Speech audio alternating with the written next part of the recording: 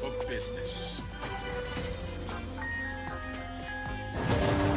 One of the most stable countries in West Africa since its transition to multi-party democracy in 1992, with strong and continuously improving institutions of good governance. Home to one of West Africa's largest ports, Tema, with the most efficient air, road and sea connections to the sub-region, and with 540 kilometers of coastline and sunshine all year round. Ghana is ranked the best place for doing business in West Africa and remains your gateway to accessing the ECOWAS market of over 350 million people. Ghana has 8 million hectares of arable land, supported by a wide network of waterways across the country, making it a region ready for large-scale mechanized agriculture. Can we please invite our panelists for the afternoon session to take their seats? Expanding opportunities in the agro-processing sector as government.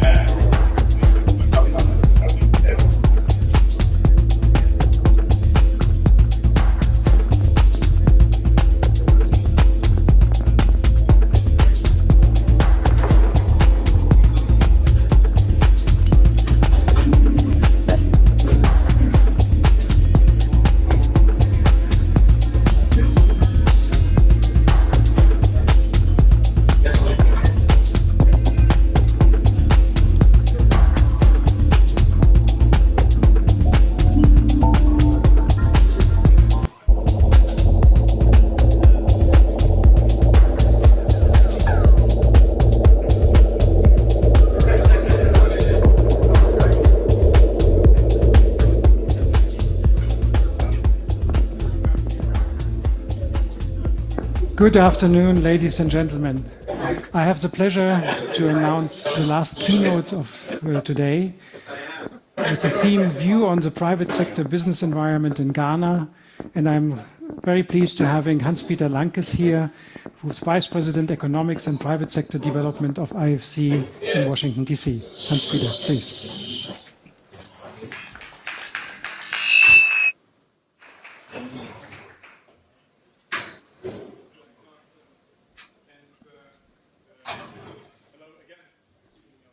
Panel.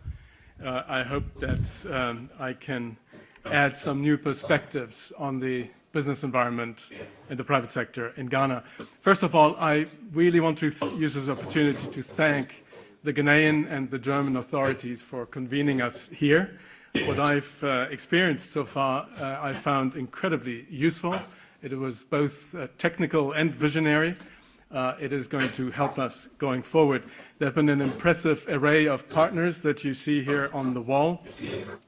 Among those, I would like to highlight Norway, because it is perhaps not so visible here, who together with Germany have been financing the trust fund for the compact with Africa, which is also helping us here today. And in particular, I want to get back to Minister Ofori-Atta in the morning, and of course the President of Ghana for their vision, for the momentum that they have been giving to reforms. This is what we're building on. Now, the compact with Africa is still new. but it's beginning to prove valuable. It is a forum in which countries can present their plans, they can commit to these plans very publicly. That becomes a kind of discipline around those reform plans. They discuss them with the G20. The G20 itself commits to do what it can to help steer the business environment and the instruments available in the right direction to support private investment. So that format, and we're going to see it in full play next week in the margins of the annual meetings of the World Bank and IMF. There will be a meeting of the G20 on the compact with Africa, and we will hear where things stand in every country and how it is moving. We have all the institutions that are involved, and that was initially the international organizations, and now it is going to also encompass the bilateral development finance institutions. We have all been working on additional tools to support private investors, and I'd like to mention that if you go on the website of the Compact with Africa, which is maintained by the IMF. It's very easy to Google Compact with Africa. You will see the first thing comes up is that website. There is a very detailed, very valuable inventory of all the financing tools that are available to support private investors in the countries of the Compact with Africa from all the different institutions. That's a very valuable tool. Now, Ghana reflects very much the idea of the Compact. It's a country that is very determined about its reforms and therefore has been asked to join the Compact. It's a country that has set itself goals for driving this reform process further and is taking the steps, and it is showing results. Last year's GDP growth in Ghana was 8.5%. That, of course, compares really nicely with any European country, and that is where the potential is, and that's the potential that investors need to increasingly see and seize. We see such a growth also in other countries of the Compact with Africa, even countries that do not have natural resources, and what we see and that's different from 20 years ago, is that African countries are beginning to get growth momentum, building on growth momentum on the basis of market-based reforms. And that is very promising. IFC has a very strong program in Ghana. Over the past 10 years, we have invested $4 billion in Ghana. And that, because IFC works with partners, it doesn't invest on its own. It reflects the opportunity, it reflects the fact that many are now recognizing these opportunities. The portfolio of IFC is very diversified. It's oil and gas, of course, but it's financial sector, it's infrastructure, in particular ports, Tema Port, it's telecoms, it's manufacturing, agribusiness, tourism, real estate. It is across the board, and across the board there are opportunities, and it is becoming easier and easier to invest. What our investment partners value in particular is the political stability. We've heard it here before. They value the pro-business orientation, especially of this government. They value the market growth opportunities, of course. They also see challenges, and challenges that we see coming up again and again are linked to the commodities. Is Ghana going to be able to manage the commodities boom in a better way than some other countries have, without undermining the ability to diversify? Urbanization, like so many countries, Ghana is urbanizing very quickly. That brings all sorts of challenges. Past fiscal profligacy, which this government has been very determined to overcome. Financial sector fragilities, the lack of depth of the financial sector, and of course, a variety of development deficits around skills, around informality. Those are challenges that Ghana is facing and will need to tackle. There are also constraints on the private sector, which are come out very clearly in our conversations with investors. I was referring earlier to these the country private sector diagnostic that we have done, where we that we piloted in Ghana. Now we have some 20 of those going. We piloted it in Ghana. We interviewed some 200 investors and other partners. There are 4 things that I want to mention that come out and which are things that need to be tackled to really push the envelope further for investment in Ghana. It includes the very steep decline in the doing business environment over the past few years. Now the government has really taken this on and is setting itself very ambitious targets to overcome that. Ghana was the leader in West Africa on the doing business environment, and it will get there again. The second area is access to finance, and that is perhaps the most pressing issue that partners mention. It's an issue in many countries that IFC is working in, but it comes out very strongly in Ghana, both the cost and the availability of finance. That again is something that both the government and we, international and other institutions, can help do something about. The cost of power and the reliability of power is a big issue for many sectors. And it is land, and it comes again and again, the land issue. We discussed this a little bit earlier. On all these areas, there are solutions. The authorities have identified solutions. We have discussed them. Many of the international players, the G20 and us international organizations, are working with the government to try to implement these solutions. We have to follow through on these plans. We have identified these and other very specific obstacles to private sector development in this country private sector diagnostic.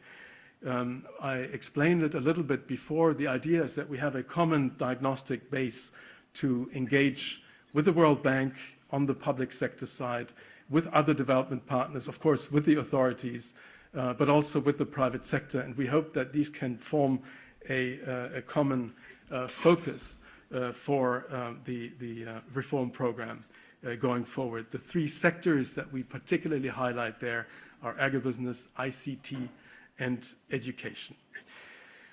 Now, we can convert all of these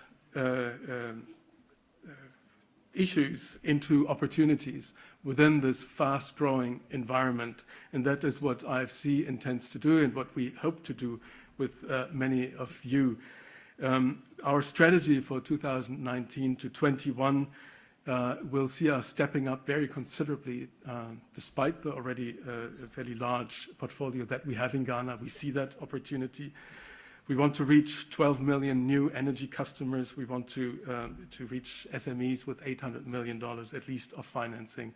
We want to establish 500,000 ICT customers where today they aren't, and so on. We have a list of very concrete targets that we see as feasible and that we want to achieve. The compact with Africa, and I'll put in another plug for it, is really an ideal platform to help us achieve that, and it's a platform where we, investors, organizations, government, can help come together, identify and unlock such opportunities.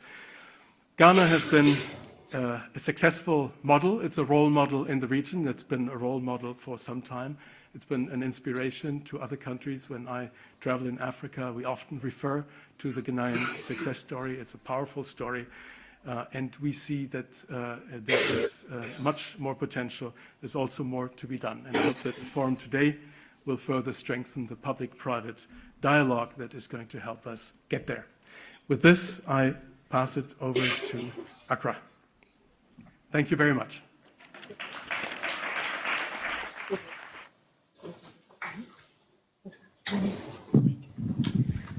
Very good. I understand that Yofi Grant is now going to say a few words. Yofi, please come to the podium. We're a few minutes early and we're waiting for the Deputy Minister. Okay, I will start and you come and take my place in a few minutes. But I just wanted to highlight the importance of technology to the new direction in the economy, even before going into the details of fintech. And since the telecom sector was privatized, it's been one of the areas in which we've seen significant foreign direct investment actually play a role in the growth of the economy, either through jobs or either through facilitation of financial literacy, because suddenly everybody has a phone and everybody's using the phone to transact businesses. As we heard earlier on from the minister, mobile money transactions actually moved from about 6 billion in 2016 to almost 32 billion in 2017. That is a very good indicator of what fintech is doing in the economy. And even as I speak, I've stopped carrying cash because I don't need to carry cash. I pay everything through my mobile phone. But on the broader aspects of technology, technology is just no more a communication tool, but an economic enabler, a social enabler, and also has many applications in our new economy of Ghana. And as the president has said, and those of you heard his address, that we want to be the best place to do business in Africa, we are employing technology in many spheres. For example, creating an environment where engagement of the citizenry with government is efficient, is fast, and does not engage people. Now, that does two things. First of all, ease of transaction and ease of doing business, because you can actually do your purchases and your sales and then your payments all online. And that's just not about trade, but also, like I said, in the government's engagement in the citizenry. So with the utilities, for example, government is making efforts to ensure that we almost migrate everybody onto some sort of platform to remove as much human intervention as possible. The removal of human intervention is important for two reasons. First of all, to cut down bureaucracy, but also to cut down incidences of corruption, because then you don't have any human being to bribe. I mean, I can't see you deciding to bribe a mobile phone because you probably wouldn't know what you're doing. But so it's very important that we want to do that. And on the back of that, we have a number of projects going on. The first, most critical, is the national ID, where everybody in Ghana, both foreigners and indigents, are biometrically registered on a system that keeps that information. So if you're here, you have a digital imprint somewhere. In addition to that, government is also digitalizing the land assets of Ghana. So every 5 by 5 meter square has a digital address. Now, this is also very useful in helping to give everybody some addressing. So that I have a digital address for my home, which is GZ1741777. And I can apply it in many spheres. When somebody's looking for me, or I was surprised that I took an Uber and I was trying to, before I ordered the car, he took my location, but it was finding it difficult. So I asked him, is there any other way you can get there without me having to show 10 left and you get there? He says I should give him my digital address. And I was surprised. But he used it efficiently. And it worked. I don't know whether he was trying to brag to me but it did work. Then apart from that, we are looking at projects in which other services like taxation, etc., can be more efficiently monitored and managed. And so we've been talking with private sector players who are looking at actually providing a platform for that. Indeed, we've been engaged in a discussion with a foreign direct investor who wants to manufacture smartphones in Ghana, which will already be laden with facilitatory applications. For example, how you pay your water, your electricity, and you do the bank transactions, etc. Those are very important for us. So we do look forward to engaging, and we expect that the private sector will look at the opportunities that are there. I think government has made a clear commitment and support to this, and I just wanted to say a few things about that. Thank you. Thank you very much. Thank you, Yofi Grant, for that introduction to the session. And I should have said also thank you before that to Hans-Peter Lankes in Berlin, for those very encouraging remarks about the private sector business environment in Ghana. Vielen Dank. So further to Yofi's introduction, I now have the greatest pleasure to introduce the Deputy Minister of Finance of Ghana, Honorable Charles Edubuahin. Honorable Charles Edubuahin, please come to the podium. And just a reminder that this is a joint session with Berlin. Honorable Minister, you're linked to Berlin via this camera there. Which one? That camera in front of you. So does that mean I have to look at the camera? You can look at that camera when you want to speak to Berlin. Thank you. Thank you very much. I think I timed it exactly right. So we're talking about fintech and Ghana and where we position ourselves in the whole fintech space. And I'd like us to imagine Ghana, a Ghana where individuals pay for goods and services using contactless ID or a QR code at any shop or within any street vendor in the country, where at the press of a button on their phones, heads of households can pay utility bills automatically generated by smart meters, where governments pay pensions, salaries, and social transfers via mobile money, but rather than cashing out, people keep money in the ecosystem, where the delivery of microcredit is immediately accessible to millions of people, enabled by innovative credit scoring algorithms, where farmers purchase insurance products to protect against droughts and other weather-related incidents, whilst daily tracking meteorological patterns and receiving advice on their phones, where market traders purchase innovative robo-investment products for their savings, where regulators use machine learning and AI techniques to identify fraud in the banking system, where urban migrants take out mortgages using land registries stored on a blockchain as collateral, where traffic queues at toll stations are eliminated as payment is automatically deducted from drivers' phones as they pass through, where government and citizens interact seamlessly to transform service delivery. In Ghana, this is what we are setting out to achieve as we seek to establish ourselves as the regional hub for fintech innovation. It is a future that is achievable, especially as we capitalize on what I like to call the 3 O's of fintech development: opportunity, openness, and optimism. The opportunity is huge. We have already seen this manifested in the pace of existing trends. The number of active mobile money customers has grown at about 100% each year, from 350,000 in 2012 to almost 12 million today. The total volume of transactions has grown by about 122% each year since 2012, and we are on course to eclipse 1 billion transactions this year. Over the same period, the total value of transactions has grown annually by over 200% to about 155 billion in 2017, and we are on course to do about 200 billion this year. But what does this mean in practice? It means that Abna, rather than carrying large amounts of cash at home at the end of a day straight in Accra, can instead go to a teller and have the money securely loaded to a mobile account. This is the first time many like Abna, the previously unbanked, will have a safe place to store their money. But fintech is so much more than daily payments. It is credit, insurance, pensions, investments, blockchain.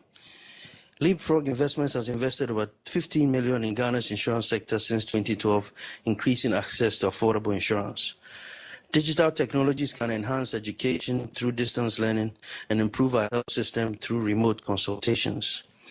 Blockchain land registries could enable new people to take out mortgages and reduce disputes over ownership, especially in a country where more than 80% of landowners lack proper titles. The opportunities are enormous for fintech to transform our economy, and it's already doing so. How about openness, government initiatives? As a government, we are responding to these opportunities by getting out of the way and enabling an open and equitable environment for fintech to flourish. Led by the Office of the Vice President, we are implementing a number of initiatives to digitalize our economy and build a strong underlying infrastructure to power further growth. Such initiatives include the Ghana Post GPS addressing system to digitally identify all addresses in the country, the Ghana Card, a biometric ID which is about to be rolled out nationwide, It has a 148 kilobyte chip and has 14 different applications. Interoperability in mobile money payment systems, which allows for the transfer of money from one network to another without going through a third party or agent.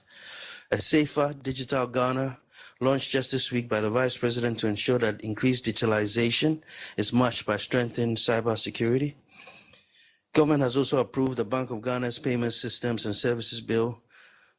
Actually, I should say Cabinet has approved that, to open up and create a level playing field in the market, increasing competition, ensuring security, and driving financial inclusion. This will be tabled at Parliament once it reopens and is due to be passed by the end of the year. At the Ministry of Finance, we have been collaborating with CGAP of the World Bank and have had a number of consultative meetings with fintechs as we seek to enable the transition to a cash-light economy. Recognizing that smartphone penetration is one of the largest impediments to transformational fintech development, we are engaged in discussions to set up phone manufacturing plants in the country and offer smartphones to our citizens with no upfront costs and on affordable payment, pay-as-you-go type payment plans. Not only would this provide a strong platform for the fintech revolution, but also for social priorities of education, healthcare, and consumer protection. As a government, we are fully committed to driving an agenda that is open to all forms of fintech innovation as we establish the foundations of a Ghana beyond aid. Optimism, the future. And so, given the opportunity in the Ghanaian market and the openness of our policies, one cannot help but be optimistic about the future of fintech and innovation in Ghana. Unencumbered by legacy systems and institutions, we are well positioned to even leapfrog the developed countries. In 2015, CGAP described Ghana as, in some ways, the most digital financial service-ready country in Africa, end of quote. And now we are building momentum to realize this potential. Over 90% of adults use a mobile phone and have necessary ID to open an account. We have 95% numeracy, 74% of adults already send and receive text messages. We now have over 71 fintech incubators and accelerators. We actually have a tourist payment company that has quadrupled its revenues in 1 year through installing POS devices at tourist sites. We have a technology-based microcredit company that has acquired 1 million customers and issued 4.5 million loans across the country, all in the space of 1 year. Even Google chose Accra as the city to set up their first artificial intelligence lab in Africa. We may only be the second largest economy in West Africa, but with a sustained combination of innovation, government support, and private sector investment, we are determined to become the regional hub for fintech innovation and doing so to transform our economy and the lives of our people. Thank you.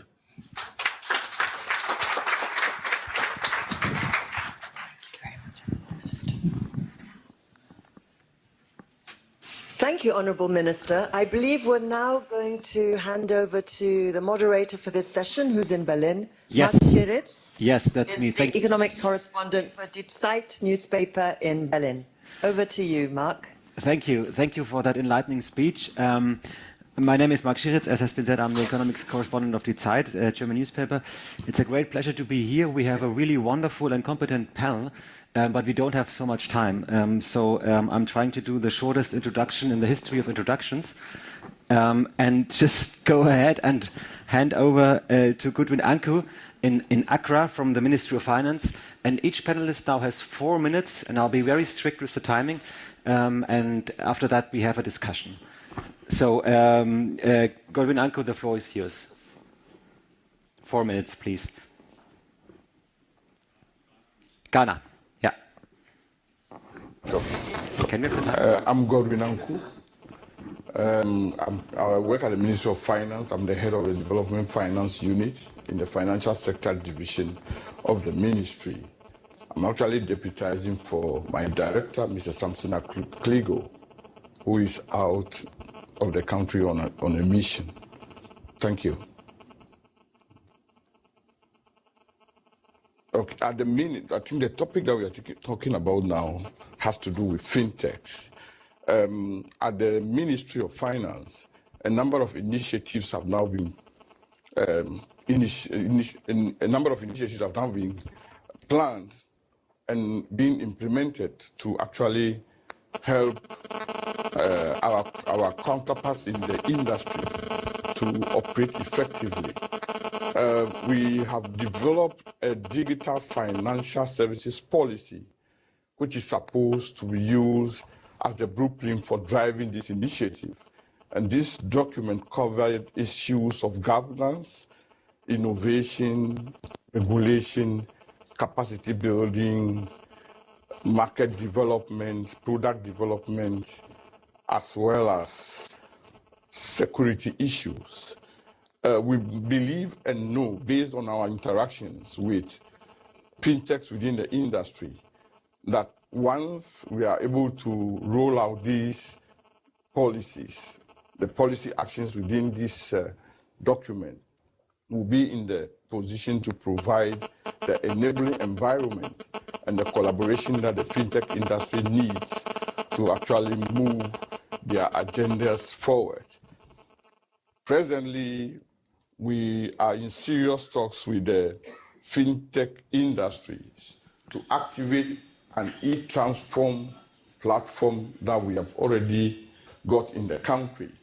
So far, we have had 2 meetings, and we have gotten to a point where we are collaborating with the Office of the Vice President to remove all the bottlenecks that were identified as a result of our discussions, so that going forward, this can be removed for our fintechs to get themselves plugged onto the platform so as to activate a G2P, a P2G payment platform that will also act as a catalyst for behavioral change that will actually drive our policy of transitioning the country from a cash-dependent economy into a cash-light economy. Thank you. Thank you, Godwin Anku. We now go to Berlin, to the panel in Berlin, and I first would like to call on Roland Clausen, co-founder of Avamo in Frankfurt. Also 4 minutes for you, Roland. Please go ahead. Thank you very much, Mark, and for being here. It's a great pleasure for us. Thing is, Avamo is a company which offers a core banking system for microfinance institutions, and especially for small to medium microfinance institutions in the rural areas. And it was very interesting to hear about several concepts and approaches to improve the electronic infrastructure, especially in the fintech area. And we were being asked for impulses for this discussion, and my impulse would be that the traditional approach of fintech disruption, everyone's talking about disruption these days, and normally it has a positive touch. So everyone is considering that this has a positive effect. But there are also challenges when talking about fintech, and this is something which is very important to Avamo and its business model. Because if you leapfrog a step in technological development, for example, you jump from an industrialized society to a digital society, you tend to centralize things. And disruption means cutting out different steps in the value creation chain, which generates a problem at the local level, in the local townships. So what we try to do is to merge the advantages of a fintech business model, which is basically offering a cloud-based software, which is very affordable, but providing rural and local providers with this software so that the income generation, which is already in place in local townships, for example, in microfinance institutions, you have cashiers and loan officers and managers of local mini banks, so to say, and they generate an income. And if you would traditionally disrupt this business, you would remove the revenue stream, the income from these local workforces. And what we try to do is to maintain the revenue streams in the rural areas by giving them technology. And what is important in the long run, I think, is to give the people in the rural areas, especially there, better access to refinancing opportunities. So banks can leverage their working capital because they work highly standardized. A bank can sell a loan portfolio to another bank. Microfinance institutions don't follow a certain standard, therefore they cannot resell their portfolios. And Avamo's vision is to standardize the sector in the rural areas, and therefore, by this standardization, giving them access to be able to leverage their working capital, because there's hundreds of millions of euros each year, which is intended for being invested into microfinance, which cannot be invested because there's no transparency, no reporting, no audit trail, no transparency. And if you can provide local institutions with that level of standardization and transparency, we think it will be possible to have much better targets for giving money to them and using it locally for a sustainable economic development. And this is my impulse for this discussion towards standardization and fintech. Fascinating idea. Thanks also for highlighting some of the risk associated with leapfrogging. I think we will talk about that later. Now back to Ghana and to Tutu Agiare, managing partner at Nubuke Investments, based in London and Accra. Hi. First of all, thank you very much for the opportunity to speak at this event. I run an investment and advisory company, which is based in both London and Accra, invests all over the continent. Fintech is one of our areas of expertise, and we have been heavily involved in the journey that Ghana is going on, starting with the design of the digital addressing system, moving on to the biometric ID system, ensuring that interoperability was a key piece of this, adding to this universal coverage, which means that every citizen all over the country over the course of the next couple of years will be able to be online at all times.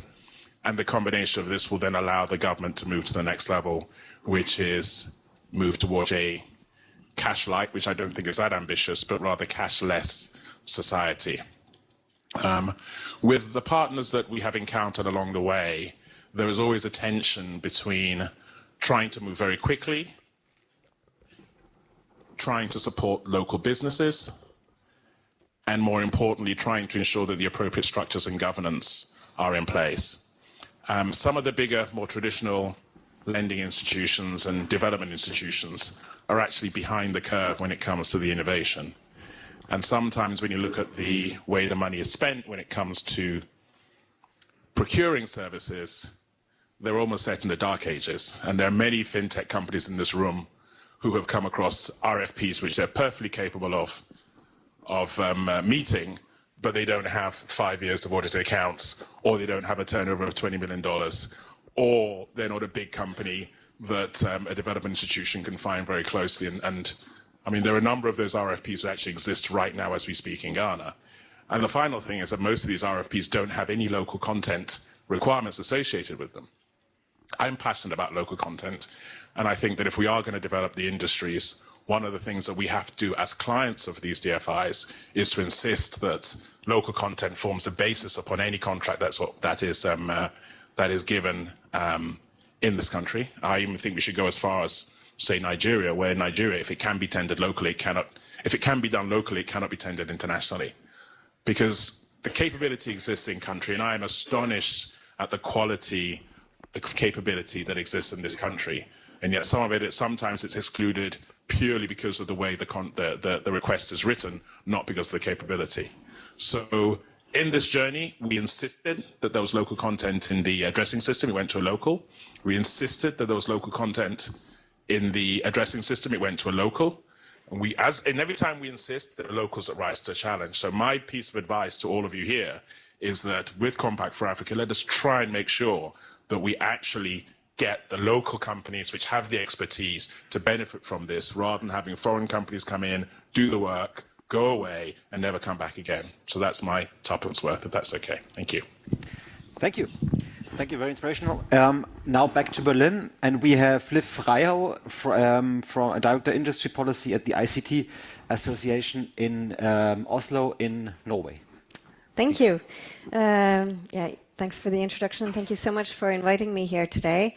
So I'm Director of Policy at ICT Norway, the tech organization there, and I've spent a lot of time the past 2 to 3 years in helping to build the fintech ecosystem in Norway.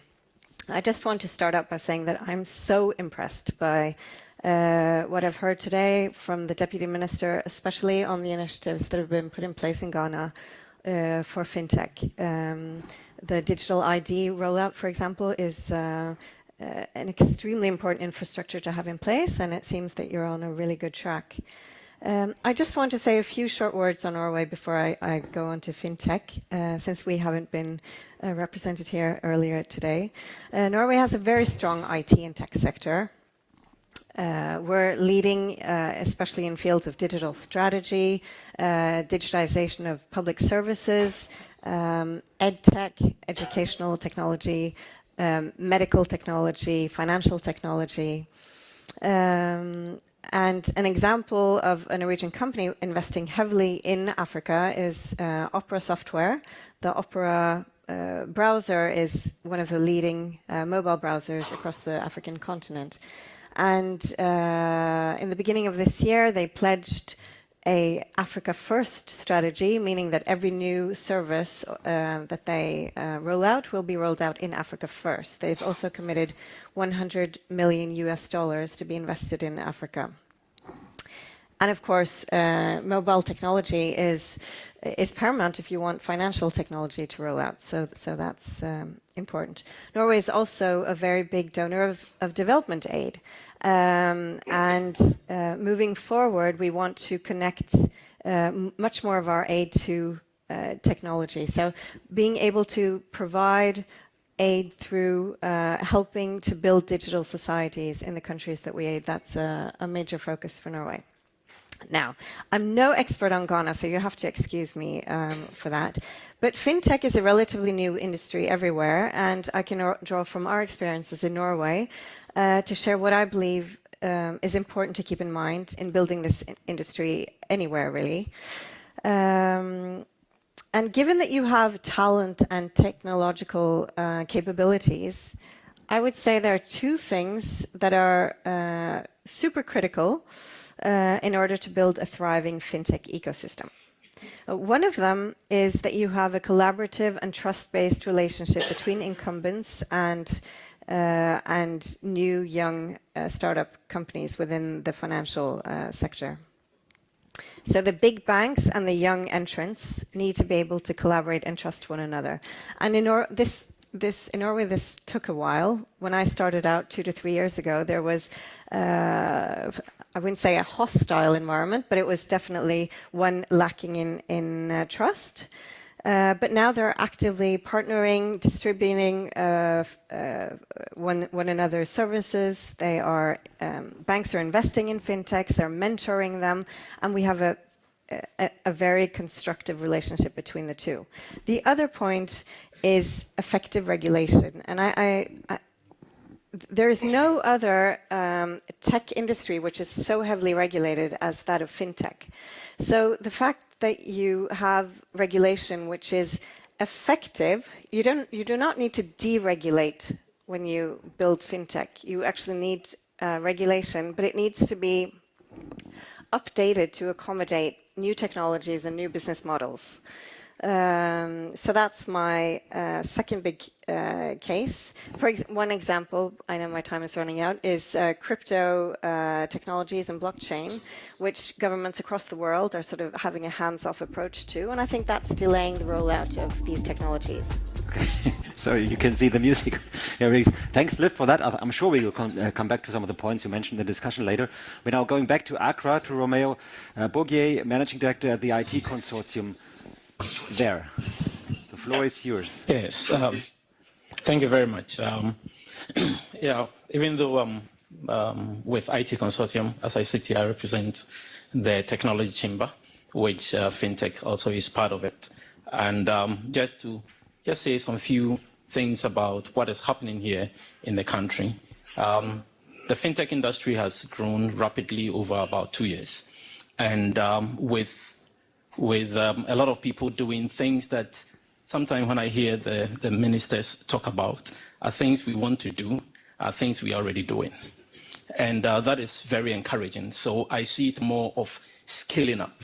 For instance, I mean, if we all want to push financial inclusion. Currently, we have companies that are doing pensions on the phone. And we are pushing also with remittance into pension. So that the focus is not just the local here, but even in diaspora, helping people to create wealth for themselves. And we as the industry, trying to make sure that we hold one another accountable. That is why we are looking at self-regulation. So I agree with the aspect of regulations and all those kind of things, which is good. I like what Bank of Ghana is doing. All we have been pushing is to be open, and which the minister talked about, so that our views will be carried along. And in this conversation, I'm also happy about the fact that there is recognition of the fact that there is capacity here. We have people that can do things. And we are very passionate about the fact that we don't want to engage on the fears that you just throw money in and you take everything out. We believe in partnership, and partnership with the outside world, and partnership with the banks. Because just as the Lux in Berlin talked about, we've had the issue of uncertainties with the banks and the fintechs and things like that. But over the years, I think the confidence is coming up. And so as we seek to scale up, and I want to use the word scale up in what we are trying to do, we require support, not just in money, but support in capacity building, so that these young companies, these startups, start up well. Because one of the problems we have in fintech industry is somebody starts without any regulation, without any standards, and then disrupt financial systems.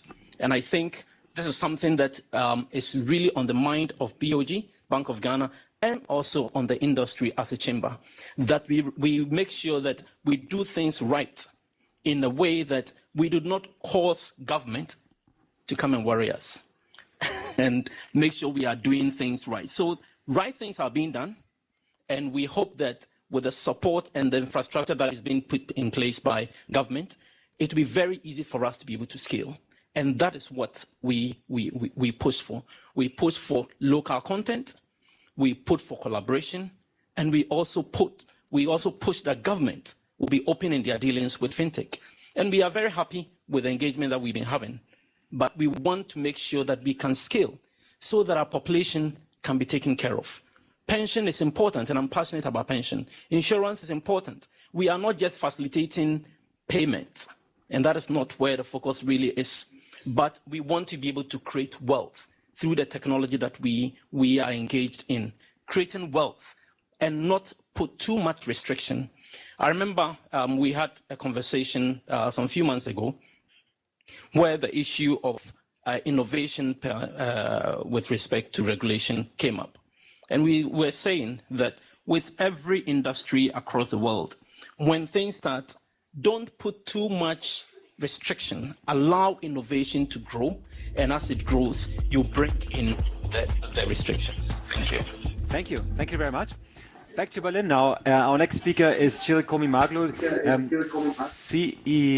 CEO at MES and DAK Corporation, and the floor is yours. Thank you for giving me the opportunity.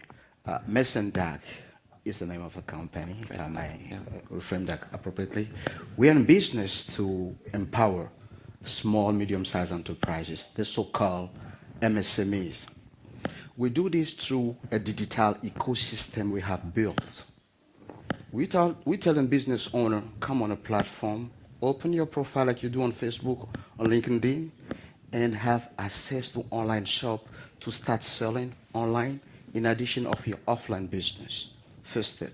Second step, we have integrated into this platform an ERP solution. This ERP solution, within a period of 3 to 6 months, we help business owners structure the business, best understand the business so that they can grow the business. This is put into place with a tool we call strategic development plan, which is digitized. So this helps the business owner best manage his business. Once this strategic plan is put in place, the business owner need financing to grow his business or to execute the plan in the business. This is where our fintech solution come in place. Within our fintech solutions, there's a two key component. First, digitized tax solution that help the business owner paying fair and transparent tax is an issue. We don't have time to go that now. But second tool is a funding canvas. A funding canvas is a set of informations lender or investor need to look at it before taking decision of funding. Yet it's digitized, meaning that we are connecting fund seeker with fund provider in one place on one platform. It's a great deal of time, resource, and risk associated with funding. Now, once the company receives funding, we stay behind a company to follow its growth path that's been designed in this ERP solution. Thank you. On the top of that, we see a great deal of connecting those companies yet having strategic development plan, receive funding with players in Germany. There's a great deal of opportunity connecting SMEs in Africa on a growth trajectory, receive funding and looking for quality, robust machinery to execute their plan. In terms of challenges, generally speaking, we see two areas. As a digital entrepreneur, we're having a problem of pre-seed and seed funding, which is lacking on the market. This is an issue that development financial institutions, government, policymakers, but also local financial institutions has to put in place. Yet we don't know how to fund digital entrepreneur. Also, as digital entrepreneur in Ghana, once I find my business, once I find my market and product fit, I must be capable to scale, at least in sub-region of Africa. Yet we have regulation in Ghana, Cote d'Ivoire, Togo, impeding me to scale. So those are the challenges we see on the market. So in a nutshell, what MES and DAC does is following. We are solving the problem of access to market for small business owner. Second, we are solving the problem of access of technical assistance by bringing an innovative ERP solution in place. And third, we are contributing to reduce the finance gap. Bottom line of what we are doing here is that if SME is starting growing, they will create wealth and, more important, jobs. And that's what we need. So MESTAC is in business to create jobs. Stop there. Thank you very much. We're going back to Accra. One more time to William Senyo, co-founder and CEO of Impact Hub. Okay, thank you. I think if I understood my job right, I'm supposed to bring the hustler's perspective to this conversation, so I'll do exactly that. So there's a lot of high-level conversation around what needs to happen, and Charles here eloquently laid out government's ambition of the ideal society we want to see when it comes to financial technology. And there's been a lot of organic growth that has happened, and much of that came from grassroots innovators working in dark shadows, very much feeding back off of what Tutu says. We need to find a way to empower those local innovators as we move this forward. We could easily, rapidly do most of these things with external capacity, but would there be retention and actually consistently, sustainably keep the momentum going? And so my company, the Impact Hub, Accra, has been working over the last 5 years in especially intentionally focused on how do you create a local pipeline of innovators who can work with meager resources and be able to make the cost of innovation as low as possible, regardless of the market conditions. Now, how do we the Impact Hub has been an incubator around the world for the past 15 years in 100 locations. So leveraging that global community expertise to find a way to bring local talents up. Now, Charles talks about openness on the government side. What we see early stage innovators need to be able to thrive and take advantage of this enormous opportunity locally is this appetite for experimentation. We shouldn't be able to figure everything out before we start. Now, on the government side, sometimes you can see a hesitation to be open to experimentation.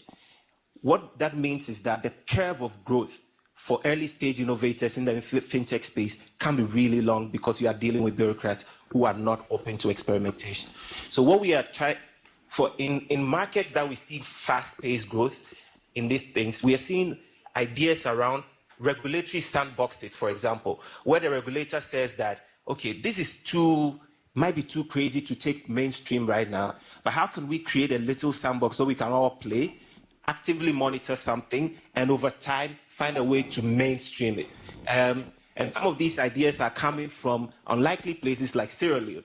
And we think that if the organic momentum Ghana has had can't be stalled by that bureaucratic regulatory barrier.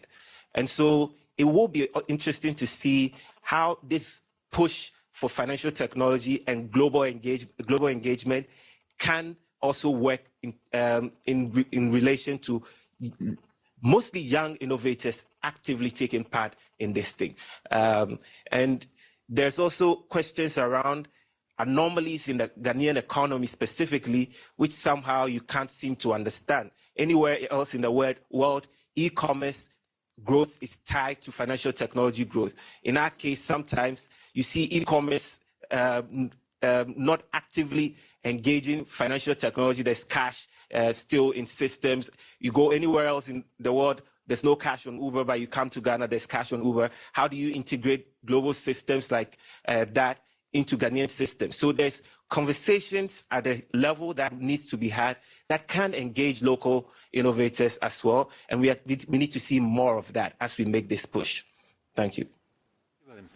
And our last speaker here in Berlin is Stefan Zelazny, Chief Innovation Officer at Mobisol, based in Berlin. Thank you very much. Yeah, my name is Stefan Zelazny. I'm representing Mobisol here. Mobisol is a Berlin-founded developer and distributor of solar home systems. And there might be the question right now in the room, why is a solar home system provider here on the FinTech panel? And no, it's not a mistake. I would like to give you 3 reasons for this. First of all, FinTech, as you all might know, is basically very much based on the use of smartphones. If you go away from the very basic mobile money provision, everything that is like coming now into the market is based on smartphone use. And smartphones have to be recharged basically every day. We are not happy with that, but it didn't change too much over the last years, and I don't expect it to change heavily though. If you have no access to energy, somewhere in the rural areas, in the rural off-grid areas, you're very much limited to use your smartphone because basically you have to charge it every day by walking to a place where you can charge your phone. That is like an inconvenience for people not being confronted with that every day, but if you have to live with that, it really hinders you to consume the services of FinTech. So that's an obvious reason why access to finance and access to off-grid rural, energy is necessary for basically fintechs and access to finance on a certain leverage here. Secondly, as we started our operations back in 2011 in East Africa, we realized our potential customers, customer base in the rural off-grid communities, they don't have the financial means to buy a solar home system that can be priced between whatever $500 up to $2,000 for small businesses. So basically the upfront affordability was very, very much limited. So what we had to do, because there were no financial services around in the rural areas, we had microfinance institutions, but mostly they are in the urban, peri-urban regions, not that much in the very, very rural regions where we are operating. So what we have to offer is to say we bundled our solar home systems with a mobile money payment system and a pay-as-you-go technology that enables the system as soon the customer pays. So basically, we added a microfinance kind of scheme, a pay-as-you-go kind of scheme to our solar home systems and sold these to our customers. And to our happy surprise, people really kept up a high repayment morale because the use of energy is such a high value that people don't want to lose it again, if they ever got the advantage of this, and especially as it substitutes fossil fuels that are very expensive in the rural areas to this as well. Third year, I have a good minute to go. In the last years, we have realized as Mobisol that there's challenges on the ground, and I think I would like to pick up a little bit the point that Mr. Clausen's made. It makes no sense to centralize it in a Germany-based company who basically distributes solar systems on the ground. So we transform Mobisol, and we are in the process of doing this, into a technology provider for local partners. So basically we partner up with local entrepreneurs, with local companies in the region, in the off-grid regions in Africa and even beyond Africa, and we offer them technology. We offer them software, we offer them hardware, we offer them integration into real technical devices that they can then sell on a microfinance scheme. Yeah, so it's a kind of asset-backed, technology-powered financing that we are offering to local partners. This is really taking up. We are working with partners in Ghana right now who are using our technology to distribute solar off-grid power to rural households without reinventing the wheel over and over again. And I think this will serve to create value in the local areas, not somewhere else. And it will still make benefit of the technology we basically developed already in the last years, and to make it more efficient and more impact-driven on the ground. Thank you, Stefan. One of the topics that came up in all the contributions, of almost all the contributions, was access to finance. I would like to talk a little about this issue. So we heard in the area of payments that some progress has been made. A lot of progress has already been made. So I would be interested in how you see how we can expand this, or whether fintech can expand this more in the direction that Jill has mentioned: businesses, loans, insurance, pensions. So what is the potential to enlarge, the good that fintech can bring to the wider society? So whoever has, and maybe Liv, Jill, you start, and then take the other one. Yeah. The problem of access to finance, when I look at it from the small business perspective, is a multi-dimensional and chronic problem existing for long. And the study of the World Bank in association with IFC come up that we are talking about for Africa and Middle East about 526 billion USD per year in terms of finance gap. So when you look at the problem, you have the SMEs have in their corner their own problems, but also financial institution does have their problem also in their corner, but also government also have its own problem. So when you bring fintech solution into this environment, you are just solving a part of the problem. For this reason why we create an ecosystem that at the heart of this ecosystem we have a platform. A platform allowed us to bring those three stakeholders in one place, help them individually with specific solution, and bring them together to interact with each other. This is how we can solve that problem. I mean, the fact is that all the institutions were trying for long to solve that problem individually, but it won't work because the problem is affecting those three stakeholders.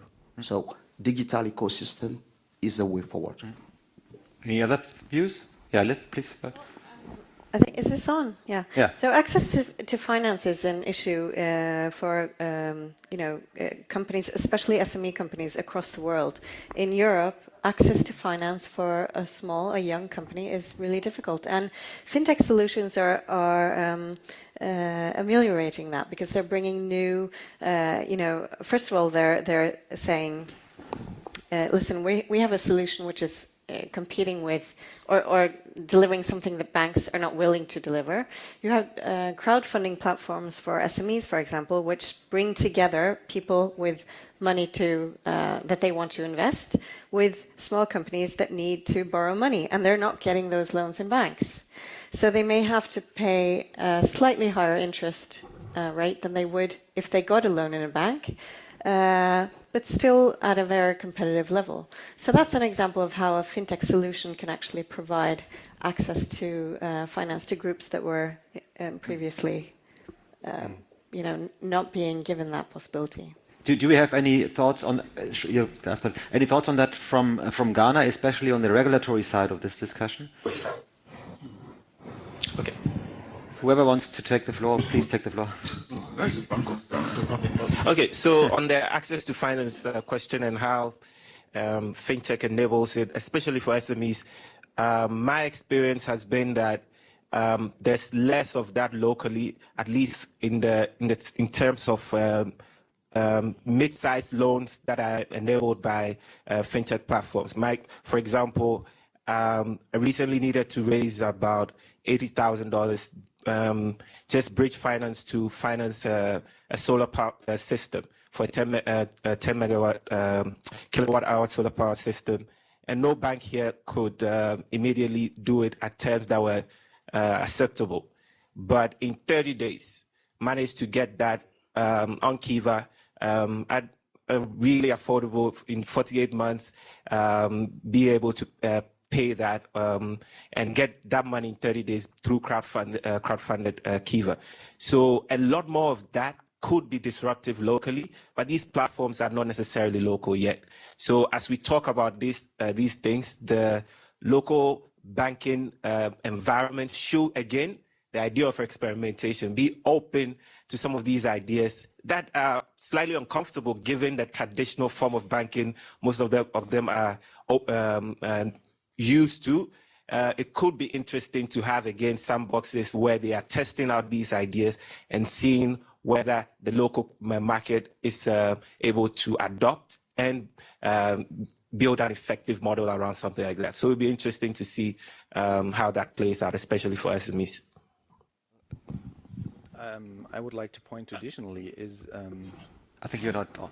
Yeah, there's one more voice in Ghana, and then we go back to Roland here in Berlin. Yes. Yeah. Sorry. Okay. I just wanted to say something in terms of the regulatory side.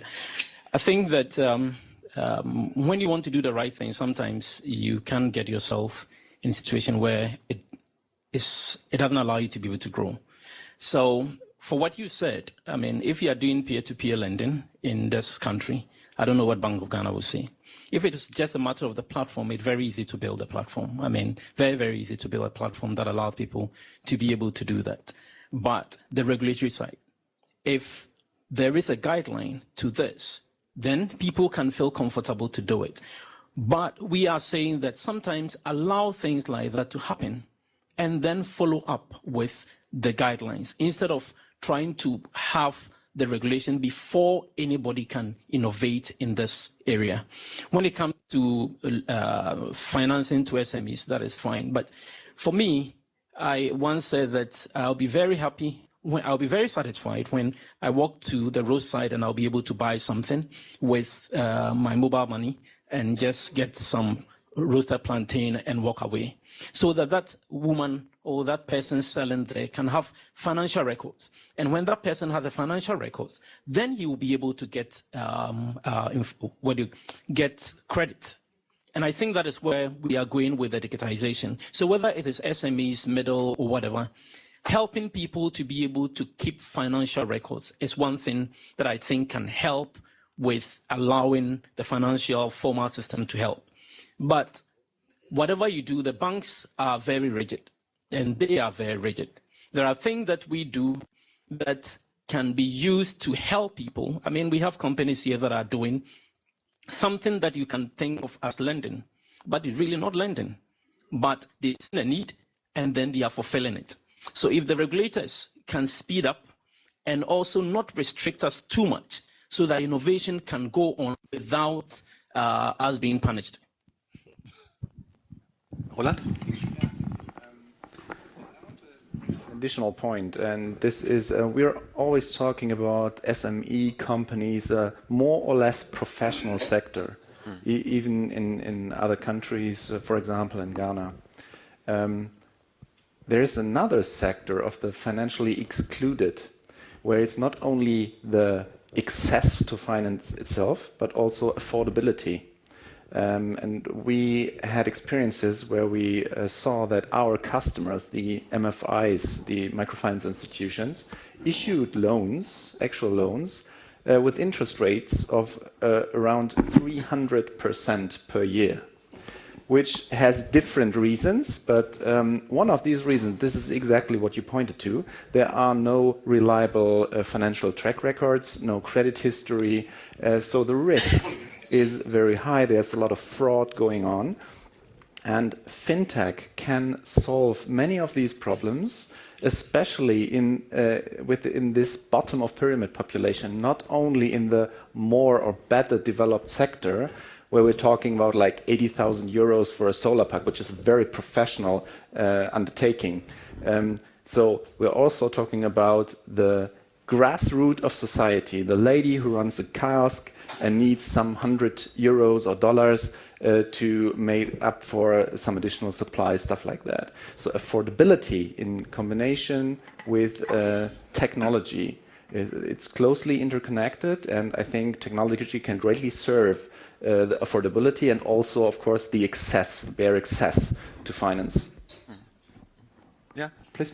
I think also it's an important thing to just mention that fintech can play an important role in reducing the risk of other foreign investments, because financial technology can bring a lot of financial literacy to people and businesses, create more transparency in financial transactions, and can educate people and businesses on accounting, on cash flow management, inventory, things like this. And I think those are very important measures to reduce the perceived risk of investing in a country like Ghana. Yeah, Stefan. Another thing, just to emphasize on what Roland especially said right now, the example of not only the access but the affordability for financing. I mean, what we have done in the last 2 years in Tanzania, for example, we worked together with a local bank, not a microfinance institution, but a local bank that was basically only operating in the rural, maybe peri-urban regions, but not in the off-grid rural regions. And basically, we offered them a new way of selling their product, their loan product, to our customers, basically to refinance the solar systems, but at the same conditions they can offer it to rural, to urban customers. Because by use of technology, the risk for them is not higher and the associated overhead cost as well. So basically, they can make the same margin on the credit and therefore can give the same affordability conditions to the rural customers than, and the grassroots, the bottom of the pyramid rural customers, than to their urban, let's say, middle class customers. And I think that is only possible by technology.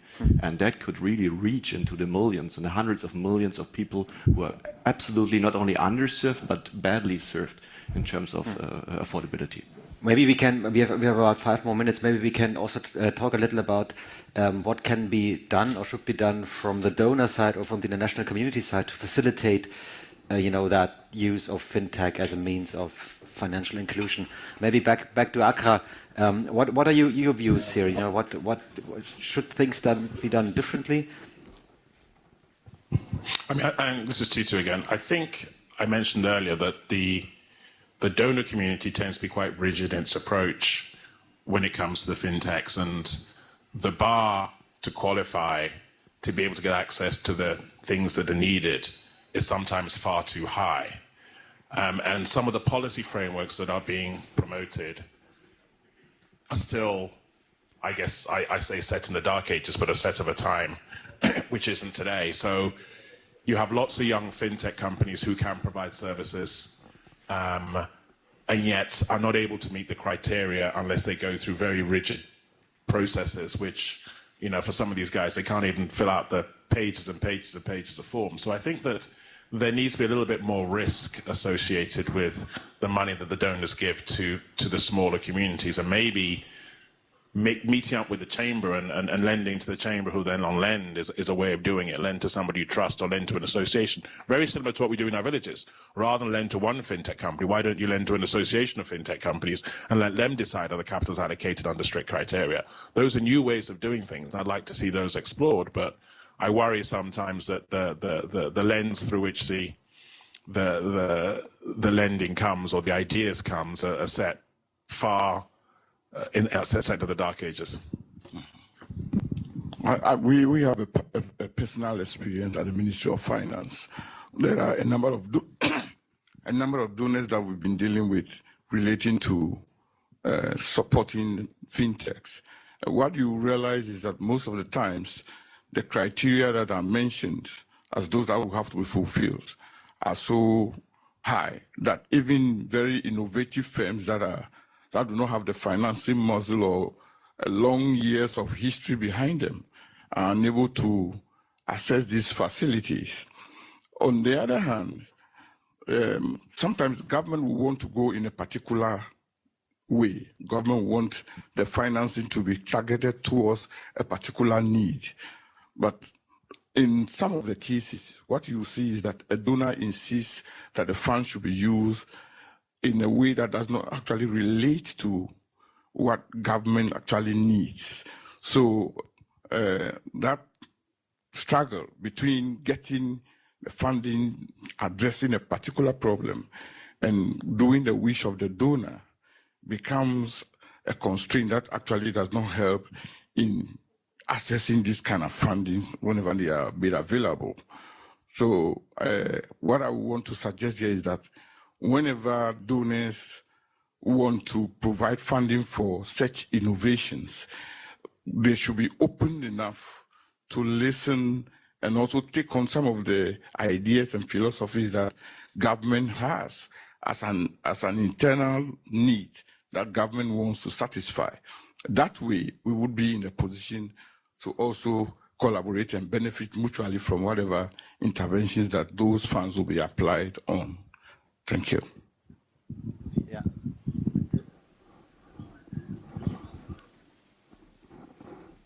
Take the other one, maybe. Is there another one? Yeah, the one on the right. Yeah.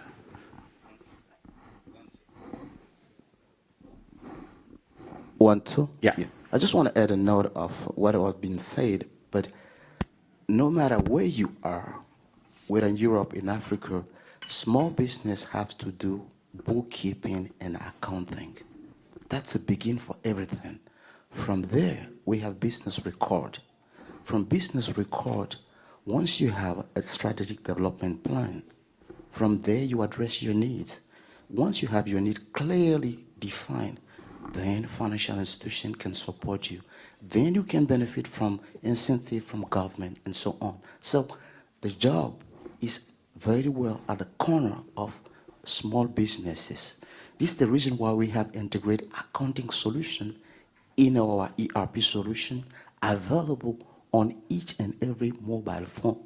That's the beginning of the journey. Thank you. Thank you. We could go on for at least another hour, but unfortunately we run out of time. Please, a big round of applause to the panel here and in Accra for... Thank you for being here. Thank you for this really fascinating discussion. And we now have the intervention by Mr. Noke, is that correct? Who I give the floor to. And we are off. Thank you.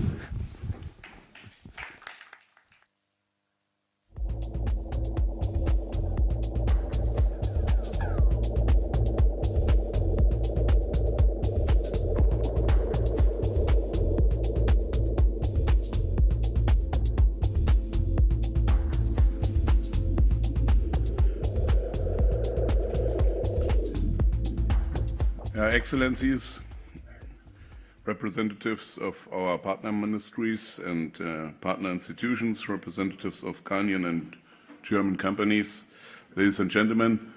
I'm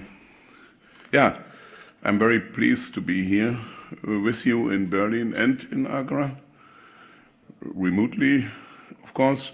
On behalf of Chancellor Angela Merkel and the Federal Ministry for Economic Cooperation and Development, I would like to thank you all for the fruitful discussions we had today. I particularly would like to thank the organizers, IFC Germany, who enabled this exchange about investment opportunities in Ghana across sectors, continents and time zones. This innovative conference format demonstrates high digitalization, facilitates communication and cooperation. I'm sometimes a champion for using digital technologies in development cooperation in our ministry, and I'm glad to see that the technology did not let us down. African countries are increasingly attractive for the private investment because of stability in many regions, growing markets through regional integration, and improvements in the investment climate. Ghana is a prime example for that, which is, with its vision of Ghana Beyond Aid and its status as a reform champion recognized through the membership in the G20 Compact with Africa initiative. Germany is keen to accompany Ghana on its reform and investment mobilization agenda towards Ghana Beyond Aid. To that end, we have a reform we can also call it investment partnership between Ghana and Germany in the context of the Marshall Plan of our ministry, which is part of the German contribution to the Compact with Africa. Under the reform and investment partnerships, we provide additional financial support to reforms in the Ghanaian energy sector. But I would like to add the idea of the reform partnerships is not to speak about money, but it's much more about cooperation and how we can push the private sector and economic growth. The partnership represents a change in the long-standing development cooperation between Ghana and Germany. We are going beyond traditional development aid, using our aid in order to leverage private sector investments in Ghana. So we have changed the narrative, but maybe not everywhere what we are doing. The vision behind this is that the private sector will enable Ghana to make a transformative change to create jobs and economic growth. I recently accompanied Chancellor Merkel to Ghana, where we had lively dialogues, also with people from the hub, on the reform efforts, on the opportunities for the German business delegation, and with the dynamic domestic private sector, especially, I mentioned it, startups. I am glad that the dialogue continued today with the G20 Compact with Africa, Germany, Ghana Investors Forum. Let me summarize the highlights of today's exchange as I take them away, or more or less noted by my personal advisor.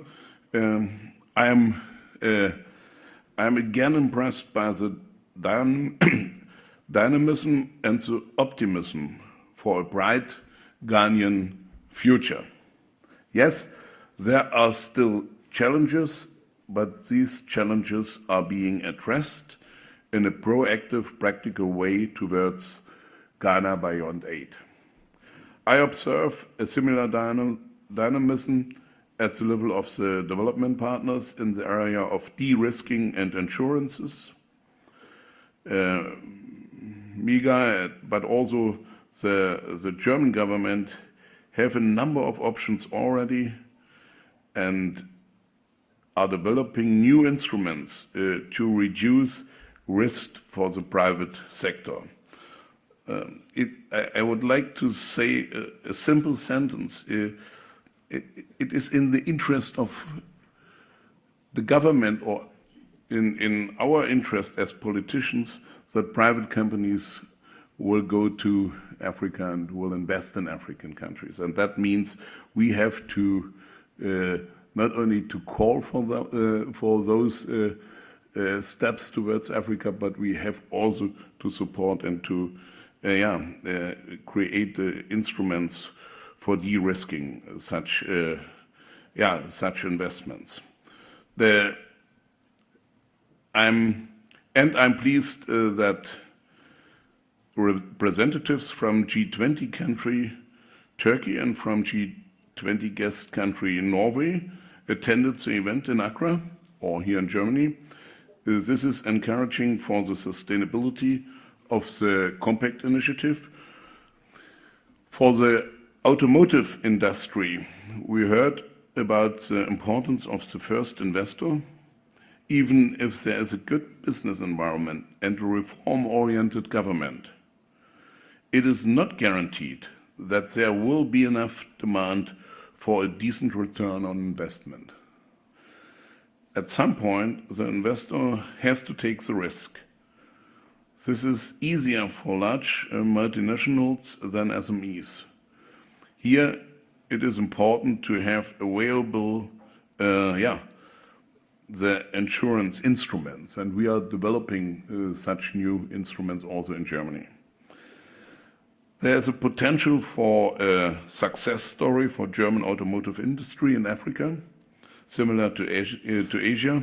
However, there are still elements that are not fully in place. Regional integration, to have the necessary market size, lower borrowing rates to make consumers' loans more affordable, also maybe more vocational training, and reputation for such a carrier as a skilled worker in a factory, and maybe several other things. I am encouraged by the fact that Africa is pushing for the African Continental Free Trade Area, which would provide a huge incentive in terms of market size for production. We need good governance, of course, but three other things for increasing productivity. The market size is important, the skilled labor force, and of course the infrastructure. And the compact with Africa is about the infrastructure. My minister has spoken about 25% spending for education from our budget in the development cooperation. And of course, the market size is the endeavor of this continental free trade area by the Africans themselves and the African Union. That means, from the European perspective, we have to integrate in our instruments in North African countries. We should not divide in the next term of midterm financing the European Neighborhood Instrument and the development cooperation in different parts, but we have to use the money from the neighborhood cooperation also for political issues and investments in Africa. So we have to understand European development cooperation under the umbrella or the old ACP agreement or the EDF. So that's a very important part for our side here in Germany and Europe. Let me also mention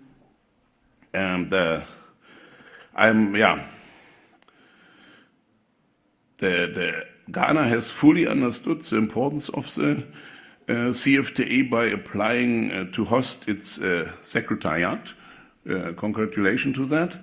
I think that's also a good signal for Ghana as a big hub for such a development. The situation for the food industry is slightly different. The industry is already established and growing. The challenge is for Ghana to move up the value chain to agri-processing and to become a regional hub also for this sector. Some of the constraining factors are land issues, access to water, infrastructure, and high energy prices. As mentioned before, the energy sector is the focus of the Ghana-Germany Reform and Investment Partnership. So we hope that this constraint will be addressed. IFC committed to tackling the land issue, so we hope to see progress here too. The keywords of the last panel, mentioned at the last panel, were standardization, leapfrogging, transparency. Fintech is an interesting point. We heard about the opportunities of fintech. Fintech is one of the fastest growing sectors and contributes to more jobs. First of all, it will is becoming easier, access to finance. That's very important. It is an economic and social enabler. It cuts down bureaucracy and corruption for business, for government and citizens.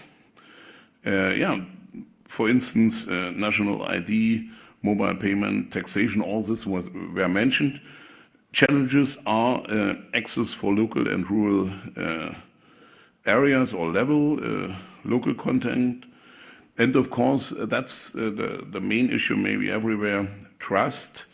And an enabling environment are needed to avoid corruption and all this, what is hesitating German and European companies. I would like to add a simple example to this last session from Germany, that perhaps even everyone in Germany has not really realized. A fintech company called Wirecard is entering the DAX, the German stock exchange, and will replace the Commerzbank. That's an interesting point, and the market value, the stock market price of Wirecard is higher than that of the German bank. So that's what's going on in Germany, and what many of Germans have not realized. So, and of course, we can learn from each other, and that is a good message also from such a dialogue. It is a pleasure for me to close this groundbreaking event, and I would like to thank you again for contributing towards its success. I hope you appreciate this opportunity discussing promising Ghanaian industries and networking across continents. Here is how we will continue the dialogue. 4 points. G20 Investment Summit with Compact with Africa countries on October the 30th of October here in Berlin. The Chancellor invited all heads of state and government to Berlin from the Compact countries. And there will be also a conference before. The Ministry for Economic Cooperation and Development is bringing the digital fair, Republica, to Accra, Ghana in December 2018. The aim is to strengthen the dialogue on digital topics between Germany and Africa. It's not only focused on Ghana. From 7th to 9th of November, the annual investors meeting of the African Development Bank is taking place in South Africa. It's also an interesting event, maybe more for African companies, but people also from the ministry and from the Ministry of Finance will be there, and we will push the Compact with Africa initiative. And last, the third German African Business Summit from 11th to 13th of February is taking place in Accra in the next year. Let me conclude by underlining the importance of dialogue and partnership between Europe and Africa with the words of Chancellor Angela Merkel. Africa's well-being is in the interest of Europe and Germany. So let's work together for the well-being of both of our continents. Thank you all. Good afternoon to Accra and good evening to Berlin. Thank you.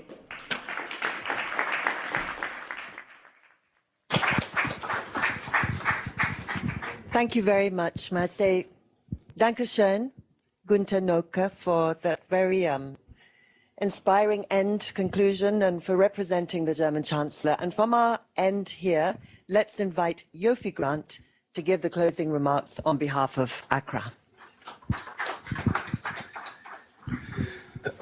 Thank you very much, Herr Gunther Noke, for your closing remarks. And I can only end by saying, wow, what a day. It's been a very interesting and insightful as well as invigorating day, very inspiring as well. First of all, I would like to thank the organizers, the IFC, who this afternoon assumed the position of our landlords and have kept us here. I think that the nature of the conference definitely epitomizes your tagline, creating markets, creating opportunities, and we want to say a big thank you for that. We would also like to thank the government of Ghana, of which I'm part, and then the Deutsche Zusammenarbeit, which is German corporation, and then of course the CWA, G20, and then the Norwegian Ministry of Foreign Affairs and KFW. A sincere gratitude for putting this together. And then of course we can't leave out the actual participating partners. ACEPT, African Center for Economic Transformation, Africa Verein, and ESMT. I'm told that the event in Berlin is taking place at the ESMT office. That's correct. And then, of course, Ghana Investment Promotion Center. And then our networking partners, that's Convent from Deutschland, and then IBF. But I must say, I think we should all give a great applause to Maleki, Maleki for actually putting the technology together. I have been singularly impressed. It's gone through seamlessly and creates, it's one of the demonstrations of innovation which we embrace. I think today discussed three main issues: agriculture, fintech, and then of course the automobile industries. And we had presentations and actual debates on panels concurrently in Accra and Berlin, which was particularly impressive. And I would like to say that, yes, all these are really in the space of opening the opportunity. I think for me, with all the panels, what I really take away from it is what the Deputy Minister of Finance expressed, the 3 O's: opportunity, openness, and optimism. And that is that synchronizes very well with where Ghana is and what we want to do. I dare say that Ghana is open for business. We are ready for business. Even as we pursue a Ghana beyond aid, we are looking for partnerships, sustainable partnerships, and relationships that will enable us achieve our targets, which are also very synchronized with the SDGs. And so this, we believe, is the first of many such occasions under the CWA. We know that there will be a Ghanaian delegation to Berlin in the next few weeks, and we'll continue the story and continue the engagement. But we'll embrace the opportunities, both here and in Berlin, to increase our engagement in the business field. So thank you very much. But I can't end without saying a spectacular thank you to Dr. Angela Merkel, Chancellor of the Federal Republic of Germany, for opening remarks which were very insightful. And of course, to His Excellency Nana Addo Dankwa Akufo-Addo, who they were both present here by video as the conference was going on, and therefore participated with us, and they were very, very instrumental in getting this to happen. But we can't leave without also talking about saying a big thank you to the World Bank President. And in fact, as we're closing, I just got a hit on my Twitter feed from the World Bank President, thanking and applauding Ghana for their focus on jobs in Africa, that 90% of the jobs in the developing countries are by private sector.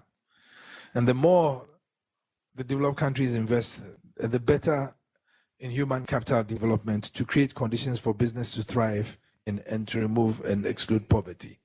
So we do say a sincere thank you to him. Ghana is open for business. Ghana is ready. And so I entreat all of you to embrace that opportunity in all openness and with optimism. Thank you very much for being here today.